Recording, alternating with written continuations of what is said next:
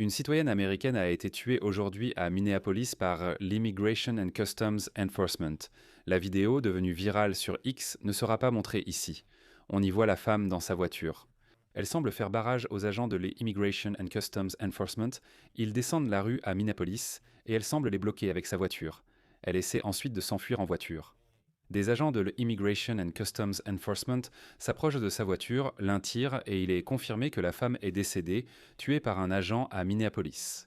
Et les médias présentent vraiment cette affaire de nombreuses manières différentes. Ils espéraient évidemment que la victime tuée par l'Immigration and Customs Enforcement n'était pas une citoyenne américaine légale.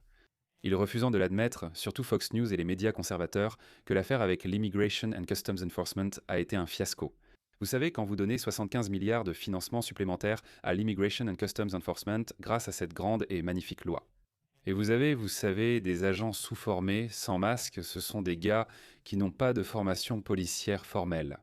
Ce sont des gars qu'on prend littéralement dans la rue, qu'on met dans des cagoules, qu'on fait conduire des voitures banalisées à travers les villes et qui font des descentes. Vous savez, on a vu à Los Angeles des salons de manucure, des magasins Home Depot. Ils arrivent à des remises de diplômes, arrêtent des personnes installées ici depuis des décennies, les attachent avec des colliers de serrage et les emmènent dans des fourgons banalisés. Ils sont maintenant à Minneapolis. 2000 agents de l'Immigration and Customs Enforcement ont mené l'une des plus grandes opérations du département de la sécurité intérieure dans les Twin Cities et ont tué un citoyen américain à Minneapolis. Donc nous allons voir comment les médias réagissent à cela, comment l'administration Trump réagit à cela. Voici donc la version officielle, d'ailleurs nous allons regarder ça, c'est la version officielle. Donc parce que c'était un citoyen américain. Parce que c'était un citoyen américain qui a été tué par l'Immigration and Customs Enforcement. Il faut donc trouver une nouvelle version parce qu'on ne peut pas dire que c'était un criminel violent, illégal, meurtrier, violeur, agresseur sexuel ou quoi que ce soit d'autre. On ne peut pas présenter ça comme tel. Cette femme est une citoyenne américaine. Donc il faut trouver une nouvelle version. Voici le commentateur conservateur Benny Johnson, peut-être homosexuel refoulé. Mais ça n'a rien à voir, a-t-il dit. Un gauchiste violent au Minnesota a tenté d'écraser des agents de l'Immigration and Customs Enforcement avec sa voiture. Ce n'est pas vrai, il suffit de voir le véhicule ou la vidéo. Elle tentait de fuir en voiture. Ils ont tiré après avoir mis la main dans la voiture. L'assaillante a été tuée. Les agents blessés devraient tous se rétablir. Les démocrates et les médias encouragent la violence contre la police, cela doit cesser. Voici la réaction de Fox News. Notre propre Michael Tobin, qui rapporte ce qui se passe sur le terrain à Minneapolis, confirme qu'aujourd'hui, des agents de l'Immigration and Customs Enforcement à Minneapolis menèrent des opérations ciblées lorsque des émeutiers, selon lui, ont commencé à bloquer les agents de l'Immigration and Customs Enforcement. Et l'une de ces émeutières violentes a utilisé son véhicule comme une arme, tentant d'écraser nos agents des forces de l'ordre dans le but de les tuer, un acte de terrorisme intérieur. Un agent de l'Immigration and Customs Enforcement, craignant pour sa vie, celle de ses collègues des forces de l'ordre et la sécurité du public, a tiré des coups de feu défensifs en réponse. La présumée auteure a été touchée et est décédée. Heureusement, les agents de l'Immigration and Customs Enforcement devraient se rétablir complètement. Nous prions pour eux. Prions pour ces agents de l'Immigration and Customs Enforcement. Dieu merci, ils sont en sécurité. C'est fou comme la propagande se propage vite aujourd'hui avec le cycle médiatique de 24 heures qui commence aussitôt. Une émeutière violente essayait d'écraser des agents de l'Immigration and Customs Enforcement avec sa voiture dans un acte de terrorisme intérieur et ils ont tiré des coups de feu pour se défendre. Maintenant, vous savez, le manuel de Trump, c'est le manuel de Roy Cohen. Ils n'admettront jamais qu'ils avaient une tort là-dessus, n'est-ce pas? Ils vont s'en tenir à ce mensonge, c'est mensonge sur mensonge. Voyez ce que vous pouvez faire passer et continuer comme si de rien n'était. Donc immédiatement, Fox News, immédiatement, je veux dire, c'est un journalisme tellement irresponsable de réagir aussi vite. Une émeutière a tenté de renverser des agents de l'immigration avec sa voiture qui ont tiré pour se défendre. Aucun n'a été blessé. Avec X, Twitter et les réseaux sociaux, les vidéos deviennent virales. Tout le monde filme avec son téléphone, donc ce genre de choses ne fonctionne plus. Tout le monde voit la vidéo. On voit bien dans la vidéo que la femme part en voiture, non? Eux ne peuvent pas. Mon Dieu, imagine si elle était en situation irrégulière. Imagine si elle était une migrante sans papier. Quelle serait l'histoire? Un escroc somalien mangeur de chiens, tu vois, roulait à 145 km/h en essayant de tuer des Américains. Un djihadiste, tu sais, un membre du Hamas. Je n'ose pas imaginer comment ils auraient entourné ça. Mais non, c'est une citoyenne américaine, donc maintenant c'est une gauchiste violente dans un acte de terrorisme intérieur. Dieu merci, les agents de la Immigration and Customs Enforcement n'ont pas été blessés. Voyons comment les médias traditionnels ont présenté cela. Regardez ces titres. Fox News, bientôt une mise à jour après une fusillade impliquant l'Immigration and Customs Enforcement, CNN, une femme tuée lors d'une fusillade avec l'Immigration and Customs Enforcement, selon le Department of Homeland Security, MSNBC. Le Department of Homeland Security confirme. Mortel impliquant l'Immigration and Customs Enforcement. Impliquant l'Immigration and Customs Enforcement, l'Immigration and Customs Enforcement. Non, l'Immigration and Customs Enforcement a tué une femme, une citoyenne américaine, dans une ville américaine. Voilà l'histoire. Voilà l'histoire. Non, c'est une fusillade impliquant l'Immigration and Customs Enforcement. Je pense que l'Immigration and Customs Enforcement était sur place et que l'incident pourrait lui être lié. Regardez.